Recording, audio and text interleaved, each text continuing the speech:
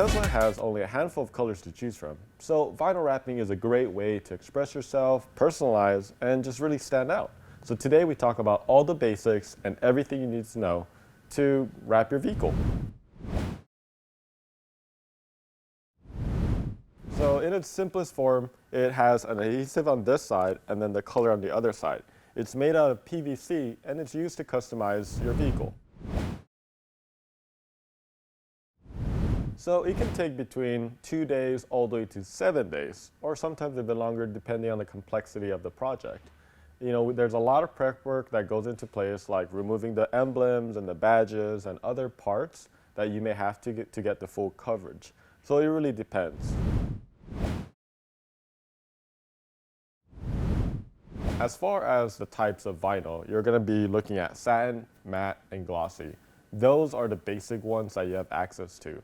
A little bit more expensive, you're going to be looking at textured, color flip, and pattern. As far as the brands that we use in our shop, we use a lot of 3M, Avery, Hexes, Inozatec, and Oracle. Those are all really good brands, but there's plenty out there. One of the best things about vinyl wraps is that you have access to hundreds and hundreds of colors. And that's nice for us because our color choice is limited for Tesla owners. On top of all the basic wrapping or full color flips, a couple things that you can do is custom designs. You can actually do something as simple as a racing stripe that goes from all the way from the hood all the way to the back of the car. But you can also do something super custom, which is great for businesses like printed vinyl. So you could pretty much do anything that you want to do to your car. Should I wrap it or should I paint it? I'll make it easier for you. You should wrap your car if you have really good paint, it's pristine, there's no rust or anything, and it's OEM. If it's aftermarket paint, I'd be very, very careful about wrapping it. You want to protect your OEM paint from the elements. It's not like paint protection film that actually protects from rock chips, but it does create a layer between your original paint and other elements like bird poops and etchings and all the other stuff.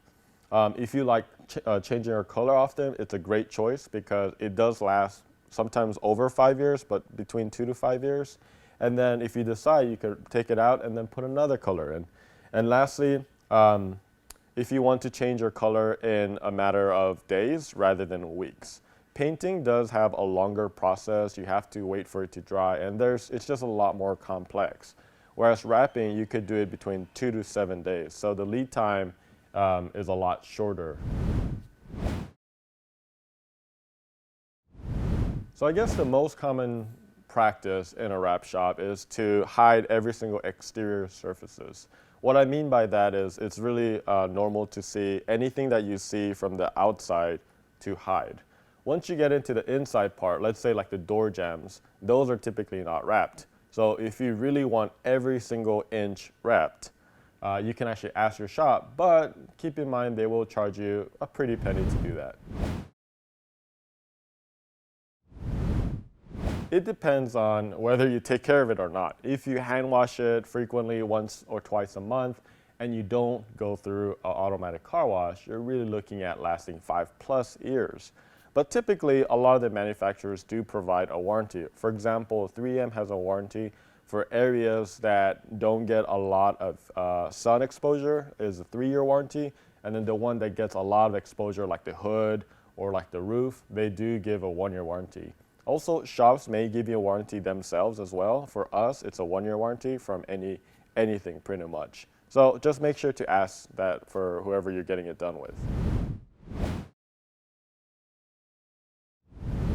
Most leases tend to be between 2 to 3 years, so absolutely. This is a great way to customize your car and have it exactly how you want to express yourself. And then at the end of the lease, simply remove the vinyl and then you can return the car. But before you do, you should probably listen to the part where we talk about how to remove it, just so that you don't damage the car.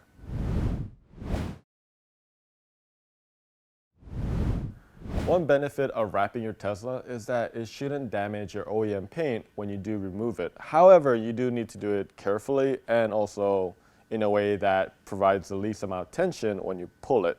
So the way we do it at our shop is we actually use steam, and once we kind of loosen up the adhesive a little bit, instead of pulling it straight out like this, what we do is we actually pull it towards us. And what that does is it creates a lower amount of tension as it pulls from the adhesive and the paint. And that's really important because if you go really fast and really hard, that's going to cause a lot of tension, and that may actually pull something like the clear coat or something like that. So again, go really, really slow, use some heat, and try to put the least amount of tension when pulling it. It depends on the state, but many states do require that you report it to the DMV if it's a full color change. But again, this is based on your state, so the best thing to do is call your local DMV or your insurance company as well to get the right answer.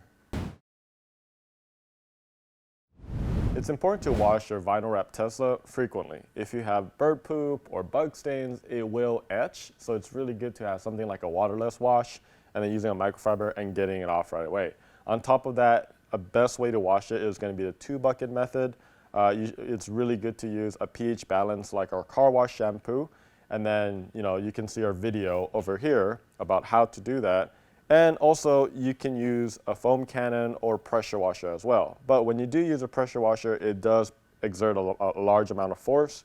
So I would be very, very careful around the edges just in case there's some peeling or something going on. You just want to be sure.